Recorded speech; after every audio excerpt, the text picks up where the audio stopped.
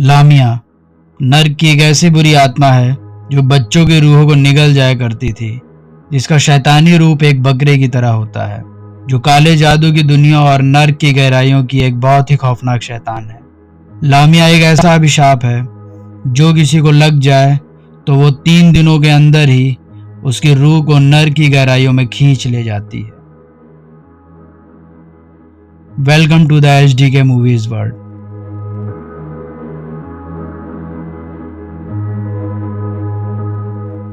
We are presenting Drag Me to Hell.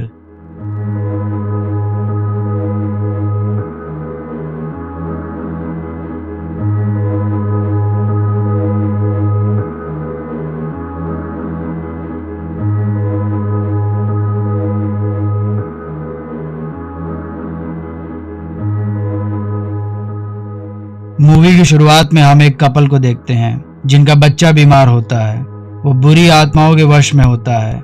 आत्माओं से छुटकारा पाने के लिए वो उसे एक लेडी के घर लाते हैं जिनका नाम शाउन सेंडीना होता है। ये एक तांत्रिक होती हैं जो आत्माओं से बात कर सकती थी। इसके बाद शाउन के पूछने पर वो उन्हें बताते हैं कि 3 दिन पहले ये कहीं से एक लॉकेट ले आया था। उसके बाद से ही इसे अजीब अजीब आवाजें सुनाई देती हैं और साथ ही भयानक दृश्य दिखाई देते हैं, जिस वजह से इसे बहुत ठंड भी लगती है। जैसे ही शाउन उस लॉकेट को बच्चे से लेती है, तभी एक मक्खी उस लॉकेट से निकलती है, क्योंकि मक्खियां बुरी शक्तियों की मौजूदगी को दर्शाती हैं। ये सब देखकर शाउन समझ जाती है कि ये बच्चा शैतानी शक्तियों की जकड़ में है।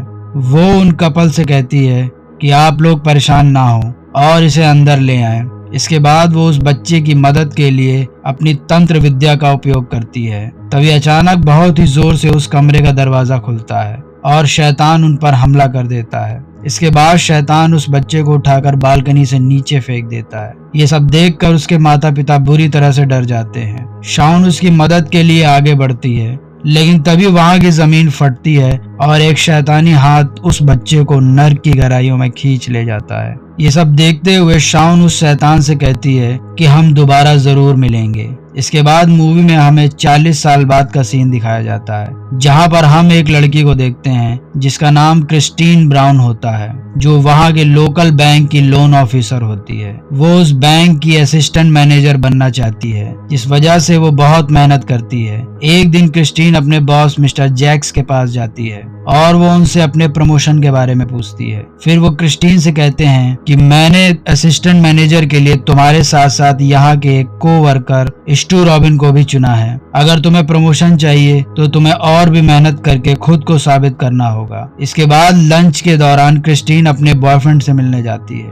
जिसका नाम क्ले डेल्टन होता है। क्ले एक प्रोफेसर होता है। लंच करते वक्त क्रिस्टीन क्ले को एक सिक्का देती है, क्योंकि क्ले को पुराने सिक्के इकट्ठा करने का शौक था। इसके बाद क्ले उस सिक्के को एक लिफाफे में डालकर उसे अपने बैग में रख लेता है। लंच के बाद क्रिस्टीन अपने ऑफिस में वापस आ जाती है। तभी उसकी नजर उस को-वर्कर स्टू पर पड़ती है, जो अपने बॉस को कुछ डॉक्यूमेंट देते हुए उन्हें इम्प्रेस करने की कोशिश कर रहा होता है, जिससे कि उसका प्रमोशन हो जाए। ये सब देखकर क्रिस्टीन दुखी हो जाती है, क्योंकि इस पोजीशन को पाने के लिए उसने बहुत मेहनत की है। तभी वहां पर एक बूढ़ी औरत आती है जिसका नाम मिसेस गानुस था। इस बूढ़ी औरत की एक आंख बहुत ही अजीब थी और वो बुरी तरह से खांस रही होती है। वो क्रिस्टीन को कुछ पेपर दिखाते हुए कहती है कि मैंने अपने घर के लिए जो लोन लिया था, प्लीज उसकी ड्यूरेशन बढ़ा दीजिए, क्योंकि हमारे पास पैसे की कमी होने के कारण हम लोन नहीं भर पा रहे हैं। इसके बाद क्रिस्टीन उस बूढ़ी औरत के पेपर्स को अपने बॉस के पास ले जाती है, तो वो उससे कहता है कि तुम्हें ही फैसला करना होगा कि इस लोन के बारे में क्या करना है। वो क्रिस्टीन से कहता है कि यही छोटी छोटी चीजें हैं जिनसे मैं डिसाइड करूंगा कि मैं तुम्हारा प्रमोशन करूं। असिस्टेंट मैनेजर की पोजीशन पाने के लालच में क्रिस्टीन मिसेस गानुस को उनके लोन की ड्यूरेशन बढ़ाने से मना कर देती है। इसके बाद मिसेस गानुस क्रिस्टीन से रिक्वेस्ट करने लगती है और कहती है कि उस घर के अलावा मेरे पास कुछ नहीं है, प्लीज मेरी मदद करिए। और ऐसा कहते हुए वो क्रिस्टीन को पकड़ लेती है। फिर क्रिस्टीन पीछे हटते हुए सिक्योरिटी को बुलाती है। ये सब देखकर मिसेस गानुस को लगता है कि वो सबके सामने मेरी बेइज्जती कर रही है। फिर सिक्योरिटी उन्हें वहां से ले जाने लगती है। जाते हुए वो क्रिस्टीन की तरफ गुस्से से अपना हाथ बढ़ाती है, जिससे क्रिस्टीन डर जाती है। इसके बाद हम देखते हैं कि क्रिस्टीन का बॉस उसके ऐसा करने से बहुत खुश होता है और क्रिस्टीन से कहता है कि अगर तुमने एक बड़ा लोन फाइनल कर दिया तो असिस्टेंट मैनेजर की पोजीशन तुम्हारी हो जाएगी। ये सुनकर क्रिस्टीन बहुत खुश हो जाती है। शाम को ऑफिस से छुट्टी होने के बाद क्रिस्टीन अपनी कार के पास पार्किंग लॉट में आ जाती है। वहां पर वो मिसेस गानुस की कार को देखती है। इसके बाद वो अपनी कार में आकर बैठ जाती है। तभी मिसेस गानुस का स्कार्फ उड़कर उसके कार के शीशे पर आ जाता है, जिसे वो डर जाती है। फिर वो जैसे ही पीछे मुड़ती है तो वो देखती है कि मिसेस गानुस उसकी कार में पहले से ही बैठी होती हैं। तभी वो क्रिस्टीन पर हमला कर देती है। फिर क्रिस्टीन उसे पैरों से धक्का देकर कार से बाहर निकाल देती है। गुस्से में आकर मिसेस गानुस उसके कार के शीशे को एक पत्थर मारकर तोड़ देती है और उसे कार से बाहर खींच लेती है। वो उसके कोट से एक बटन को लेती है और उस पर काला जादू करते हुए लामिया बोलती है। इसके बाद क्रिस्टीन बेहोश हो जाती है। थोड़ी देर बाद जब उसे होश आता है तो वो देखती है कि मिसेस गानुस वहां से जा चुकी हैं। इस हादसे के बाद वहां पर पुलिस आ जाती है और क्ले भी वहां आ जाता है। क्ले क्रिस्टीन को घुमाने ले जाता है। इस हादसे के बाद से क्रिस्टीन को अजीब अजीब आवाजें सुनाई देने लगती हैं। दोनों आपस में बातें कर ही रहे होते हैं कि तभी क्रिस्टीन की नजर एक भविष्य बताने वाले की शॉप पर पड़ती है। फिर क्रिस्टीन क्ले से कहती है कि मुझे भी अपने भविष्य के बारे में जानना है। अब वो उस भविष्य बताने वाले के पास जाते हैं, जिसका नाम राम जस होता है। वो उनसे भविष्य बताने के लिए $60 मांगता है। क्ले को इन सब बातों में विश्वास नहीं होता है, लेकिन वो क्रिस्टीन के लिए उसे पैसे दे देता है। फिर राम जस क्रिस्टीन के हाथ को देखता है और उससे पूछता है कि क्या हाल ही में तुमने कुछ खोया है या तुमसे किसी ने कुछ छीना है। फिर वो उससे कहती है कि नहीं, ऐसा कुछ भी नहीं हुआ। तभी वो उसके हाथ को पलटते हुए कहता है कि तुम्हारे कोट का बटन वो इसमें नहीं है। फिर क्रिस्टीन को याद आता है और वो उससे कहती है कि हाँ, वो बटन एक बूढ़ी औरत ने मुझसे पार्किंग लॉट में छीना था। इसी दौरान उसका हाथ देखते हुए वो उसके अंदर शैतान की मौजूदगी को महसूस करता है। वो उसके $60 वापस करते हुए कहता है कि घर जाओ और अपना ख्याल रखना। इसके बाद क्रिस्टीन उससे पूछती है कि तुमने क्या देखा। फिर वो उससे कहता है कि तुम पर किसी ने काला जादू किया है। इसके बाद क्ले क्रिस्टीन को लेकर वहां से बाहर आ जाता है और उसको समझाते हुए कहता है कि तुम उसकी बातों का विश्वास मत करना, वो झूठ बोल रहा था। फिर वो क्रिस्टीन को उसके घर पर छोड़कर चला जाता है। कुछ देर बाद उसके घर में अजीब चीजें होने लगती हैं। उसे डरावनी आवाजें सुनाई देती हैं। तभी वहां की लाइट चली जाती है। उसे वहां की दीवार पर एक शैतान की परछाई नजर आती है और वो उस पर हमला कर देता है, जिसे वो नीचे गिर जाती है। इसके बाद वहां पर क्ले आ जाता है और क्रिस्टीन की ऐसी हालत देखकर वो उससे कहता है कि ये उसी बूढ़ी औरत का काम है। फिर वो पुलिस को फोन करने लगता है। तभी क्रिस्टीन उसे मना करते हुए कहती है कि ये उस बूढ़ी औरत का काम नहीं है, ये कुछ और ही था। मूवी में हम आगे देखते हैं कि रात में सोते वक्त एक मक्खी क्रिस्टीन के मुंह में घुस जाती है और वो उस बूढ़ी औरत को वहां पर देखती है। वो क्रिस्टीन पर हमला कर देती है और उस पर उल्टी करने लगती है। अब क्रिस्टीन चिल्लाते हुए उठती है। फिर उसे पता चलता है कि वो सपना देख रही थी। इसके बाद वो ऑफिस चली जाती है। वहां पर स्टू उसके पास आता है और उससे काम के सिलसिले में बात करता है। तभी क्रिस्टीन को उसमें वही बूढ़ी औरत यानी कि मिसेस गानुस नजर आने लगती है और वो जोर से चिल्लाती है। ये सब उसी काले जादू का असर होता है।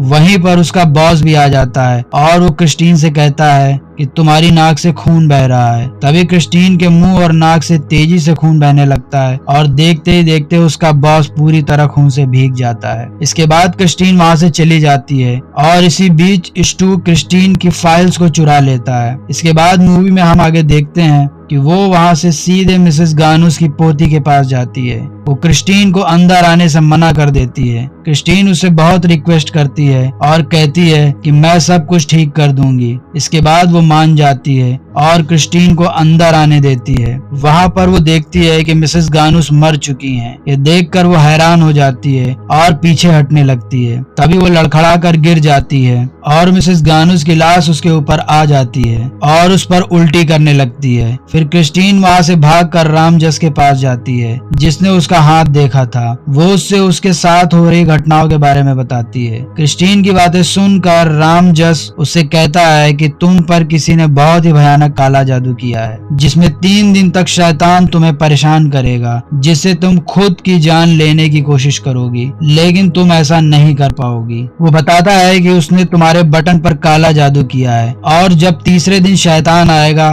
तब जिसके पास भी वो बटन होगा वो उसकी रूह को हमेशा हमेशा के लिए नर्क की गहराइयों में खींच ले जाएगा। फिर वो उसे बताता है कि जो शैतान तुम्हारे पीछे है उसका असली नाम लामिया है। अब क्रिस्टीन उससे पूछती है कि मैं इस शैतान से कैसे छुटकारा पा सकती हूँ। इसके बाद राम उससे कहता है कि शैतान से छुटकारा पाने के लिए तुम्हें अपनी जान के बदले किसी जानवर की बलि देनी होगी। उसकी ये बात सुनकर क्रिस्टीन उसे मना कर देती है क्योंकि वो वेजिटेरियन होती है। फिर वो उसे बताता है कि अब तक जो कुछ तुम्हारे साथ हुआ है वो तो कुछ भी नहीं था, पर जो अब होगा वो सब बहुत ही भयानक होने वाला है। इसके बाद राम उसे एक बुक देता है जिसमें जानवर की बलि देने के बारे में बताया गया था और वो उस बुक को लेकर अपने घर आ जाती है। कुछ देर बीतने के बाद वो लामिया शैतान वहां पर आ जाता है और क्रिस्टीन पर हमला कर उसे हवा में लटका देता है। वो उसके घर की चीजों को तहस नहस कर देता है। अब क्रिस्टीन उस शैतान से छुटकारा पाने के लिए अपनी बिल्ली की बलि दे देती है। वहां पर क्ले आ जाता है और वो क्रिस्टीन को अपने मॉम और डैड के साथ डिनर के लिए इनवाइट करता है। फिर क्रिस्टीन क्ले से कहती है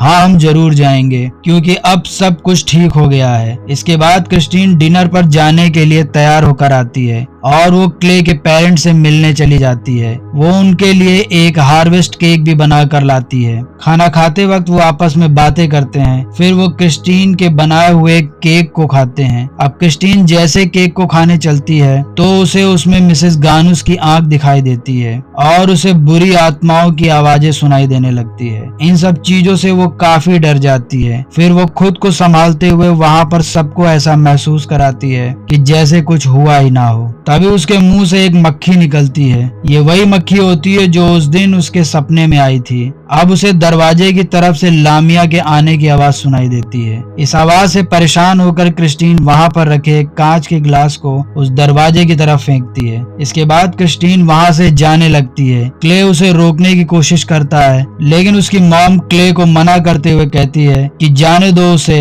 वो एक पागल लड़की है और वो तुम्हारे लायक नहीं है। क्रिस्टीन गुस्से में होती है और वो सीधे रामजस के पास जाती है और उससे कहती है कि तुमने मुझसे झूठ बोला था कि किसी भी जानवर की बलि देने पर शैतान से छुटकारा मिल जाएगा। ये सोचकर मैंने अपनी बिल्ली को मार दिया लेकिन इसका कोई फायदा नहीं हुआ। वो लामिया शैतान अब भी मेरे पीछे है। इसके बाद राम उससे कहता है कि अब बहुत देर हो चुकी है, तुम पर किया गया काला जादू और भी भयानक हो गया है। फिर क्रिस्टीन उससे कहती है कि मेरी मदद करो, मैं इस मुसीबत से छुटकारा पाना चाहती हूँ। अब रामजस उससे कहता है कि इस मुसीबत से छुटकारा पाने के लिए हमें उस शैतान लामिया से बात करनी होगी कि वो तुम्हें छोड़ दे, नहीं तो कल तीसरा दिन है, वो आएगा और तुम्हारी आत्मा को ले जाएगा। फिर वो क्रिस्टीन से कहता है कि उस शैतान से बात करने के लिए हमें एक तांत्रिक की जरूरत होगी और मैं ऐसी एक औरत को जानता हूँ जो हमारी मदद कर सकती है, लेकिन उनकी फीस बहुत ज्यादा होती है। इस काम के लिए तुम्हें कल तक उसे $10,000 देने होंगे। राम की बातें सुनकर क्रिस्टीन काफी परेशान हो जाती है और वो सोचने लगती है कि वो इतने ज्यादा पैसे कहाँ से लाएगी। इसके बाद हम मूवी में आगे देखते हैं कि क्रिस्टीन उस तांत्रिक को पैसे देने के लिए अपनी कुछ पुरानी चीजों को बेच देती है, लेकिन तब भी उसके पास उतने पैसे इकट्ठा नहीं हो पाते। उदास होकर क्रिस्टीन अपने घर आ जाती है और वो सोचती है कि शायद अब वो खुद को उस शैतान से नहीं बचा पाएगी। ये सोचकर वो रोने लगती है।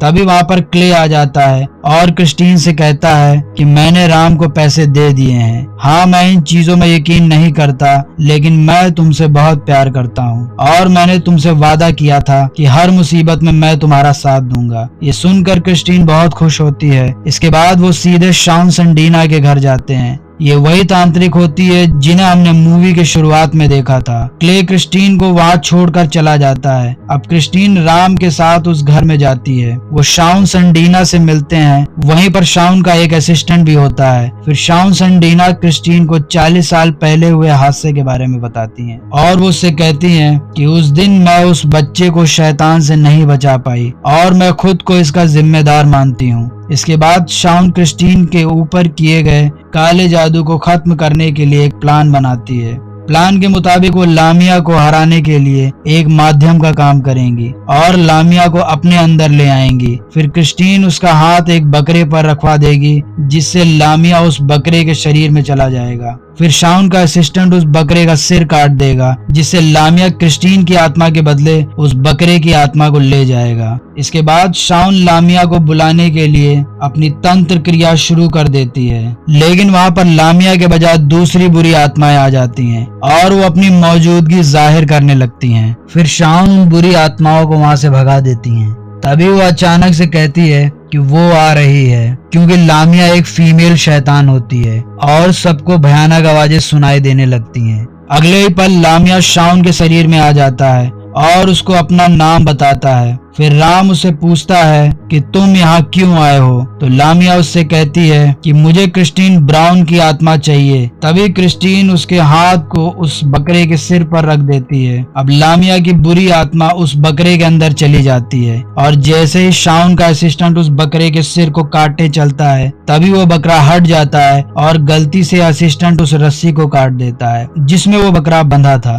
अब लामिया असिस्टेंट को काट लेती है जिससे वो उसके शरीर में चली जाती है और वो उन सब पर हमला कर उन्हें घायल कर देती है। इसके बाद वो क्रिस्टीन की आत्मा को ले जाने के लिए जैसे ही आगे बढ़ती है तभी शाउन को होश आ जाता है और वो अपने मंत्रों को फिर से पढ़ना शुरू कर देती है। वो लामिया को उस असिस्टेंट के शरीर से निकाल कर नर्क में वापस भेज देती है। शाउन इस रूहानी लड़ाई में अपनी पूरी ताकत लगा देती है जिससे वो जमीन पर गिर जाती हैं और यहीं पर उनकी मौत हो जाती है। कुछ समय बीतने के बाद क्रिस्टीन राम से कहती है कि शाउन ने लामिया को खत्म करने के लिए 40 साल तक इंतजार किया और आखिर में उन्होंने अपनी जान की कुर्बानी देकर उसे खत्म कर दिया। तभी राम क्रिस्टीन को रोकते हुए उससे कहता है कि शाउन ने लामिया को यहाँ से वापस भेजा है, उसे खत्म नहीं किया है और ये काला जादू तुम पर अब भी है। लामिया तुम्हारी आत्मा को लेने वापस आएगी। फिर वो क्रिस्टीन से कहता है कि लामिया से छुटकारा पाने के लिए तुम्हारे पास बस एक आखिरी रास्ता है कि तुम उस बटन जिस पर काला जादू किया गया है उसे किसी और को दे दो,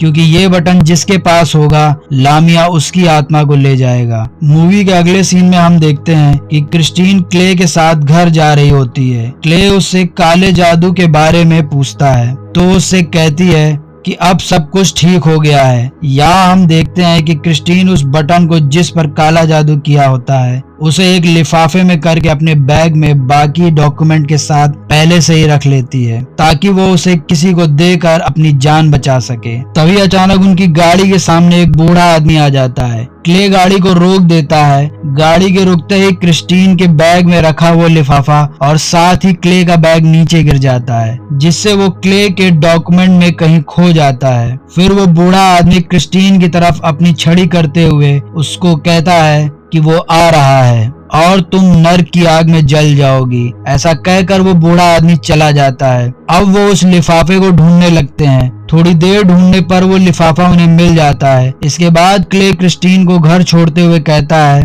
कि मैं कल तुम्हें स्टेशन पर मिलूंगा, क्योंकि उनका कल कहीं घूमने जाने का प्लान होता है। अब रात में क्रिस्टीन काफी सारे लोगों को वो लिफाफा देने के लिए सोचती है, लेकिन वो खुद को रोक लेती है क्योंकि वो अच्छे दिल की होती है। वो नहीं चाहती थी कि खुद की जान बचाने के लिए वो किसी और इंसान की जान ले। फिर क्रिस्टीन रामजस के पास जाती है और उसे पूछती है कि क्या मैं ये लिफाफा किसी मरे हुए इंसान को दे सकती हूँ। राम उससे कहता है कि हाँ, तुम ये लिफाफा उसे गिफ्ट के तौर पर दे सकती हो। इसके बाद हम मूवी में आगे देखते हैं कि क्रिस्टीन उस लिफाफे को लेकर मिसेस गानुस की कब्र के पास जाती है और उसकी कब्र को खोदने लगती है। वहां पर बादल के गरजने के साथ साथ काफी तेज बारिश भी होने लगती है। गानुस की कब्र खोदने के बाद वो उस लिफाफे को उसके मुंह में रख कर उसे गुड बाय बोलकर जाने लगती है। कब्र से बाहर निकलते वक्त वो फिसल कर फिर से कब्र में गिर जाती है। बारिश की वजह से कब्र में पानी भरने लगता है। तभी गानुस की कब्र पर लगा क्रॉस क्रिस्टीन के सर पर गिरता है, जिससे वो बेहोश हो जाती है